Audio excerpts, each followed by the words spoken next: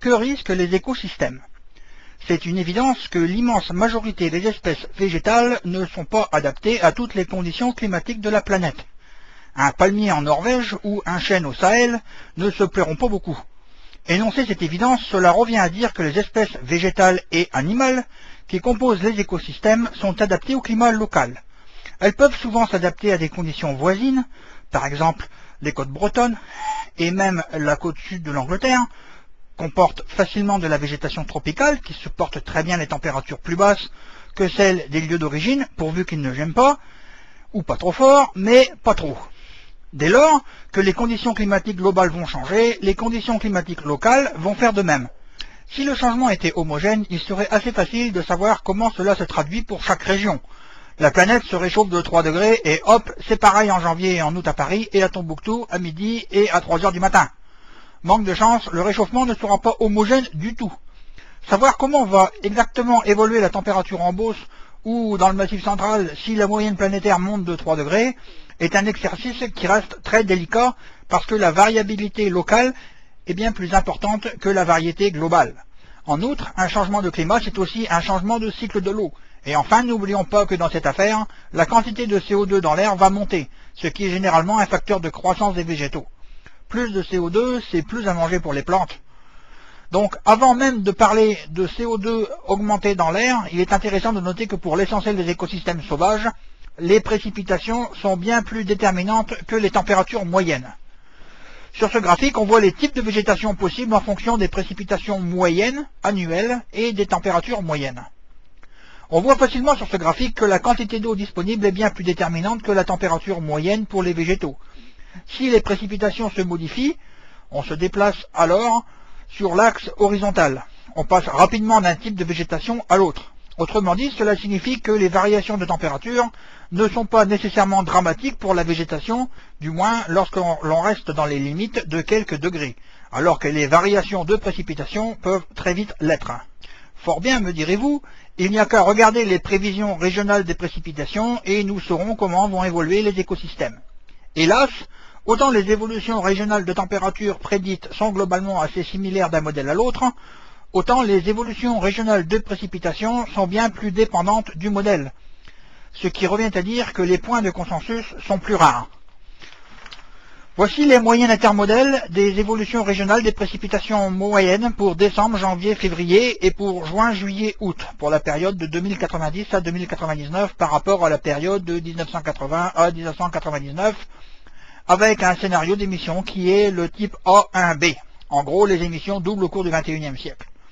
Les zones blanches correspondent à une absence de concordance significative entre les modèles, impossible de dégager donc une tendance, et les zones avec pointillés correspondent à l'inverse à un consensus presque parfait. Plus de 90% des modèles concordent sur le signe de l'évolution. Par exemple, l'assèchement du pourtour du bassin méditerranéen pour l'été correspond à une tendance observée dans plus de 90% des simulations. Il est aisé de constater que les évolutions peuvent beaucoup varier selon la saison. On notera aussi une excellente nouvelle pour la France. Parmi les zones qui s'assèchent le plus en été, on trouve la France. Et cela reste que valable en moyenne annuelle ci-dessous.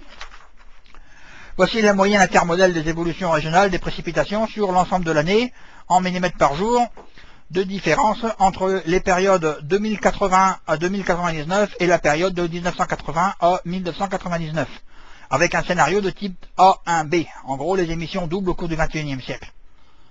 Tout le pourtour méditerranéen va globalement s'assécher, de même que l'Amérique centrale, le sud du Chili et le sud de l'Australie. Les régions surchargées avec des pointillés noirs correspondent aux régions où 80% des simulations sont concordantes sur le signe et en amplitude. Une variation de 0,5 mm d'eau par jour signifie 150 mm d'eau de plus ou de moins sur l'année, soit entre le quart et le cinquième de ce qui tombe sur l'ensemble des régions européennes et méditerranéennes. Il faudra donc se contenter d'un examen générique des conséquences possibles du réchauffement climatique sur la végétation, encore compliqué par le fait que l'enregistrement de l'atmosphère en CO2 est par contre plutôt une bonne affaire pour les plantes. Mais il n'est bien sûr pas possible de dissocier les éventuels effets bénéfiques du CO2 sur le plan biologique des éventuels effets maléfiques que le changement climatique pourrait provoquer par ce même CO2. Qu'est-ce que le changement climatique peut provoquer sur les plantes et en conséquence pour les écosystèmes? Il peut provoquer des déplacements d'air favorables trop vite pour que la végétation naturelle puisse suivre. Un déplacement d'air favorable signifie que la région où il fait bon vivre pour un végétal voit ses contours se déplacer. Si elle se déplace lentement, ce n'est pas très grave. La population de végétaux se déplace aussi et survit. C'est par exemple ce qui arrive lors des transitions entre ère glaciaire et ère interglaciaire.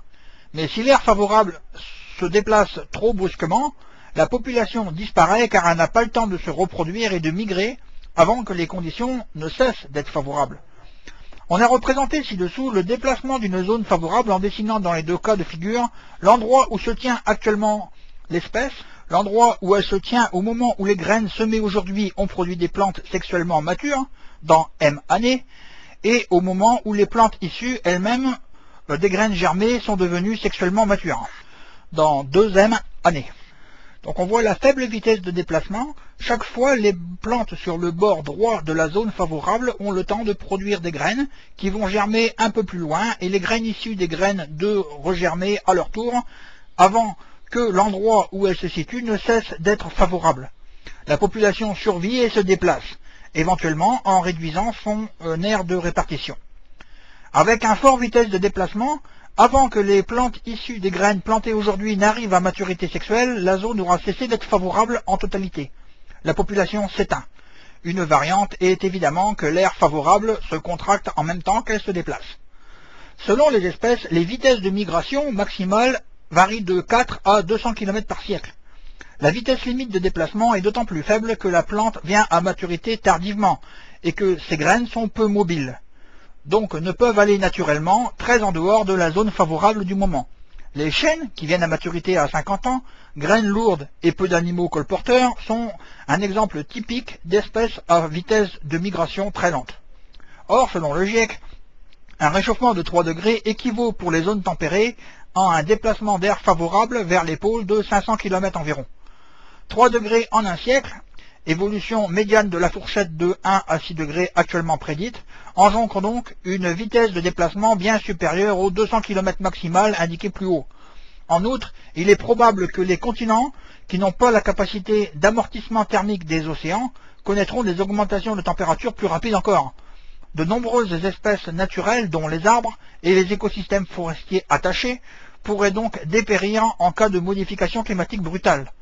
Un exemple donné ci-dessus pour ce qui s'appelle l'aire de répartition de deux essences communes en France, l'hêtre et l'épicéa.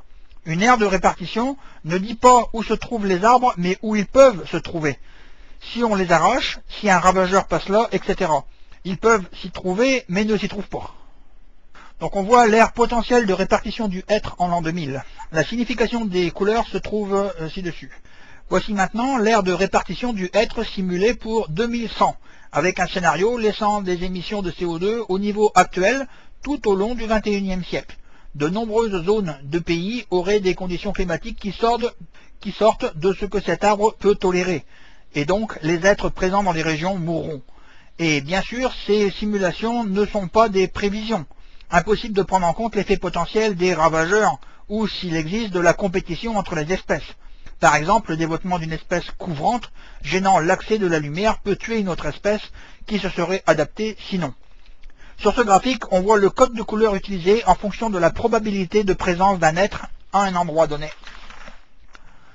Voici l'aire potentielle de répartition de l'IPCA en 2000. La signification des couleurs se trouve ci-dessus. Voici l'aire de répartition de l'IPCA simulée pour 2100, avec un scénario laissant les émissions de CO2 au niveau actuel tout au long du XXIe siècle. Les mêmes réserves que pour le hêtre s'appliquent sur la signification du résultat. Voici le code couleur utilisé en fonction de la probabilité de présence de l'IPCA à un endroit donné.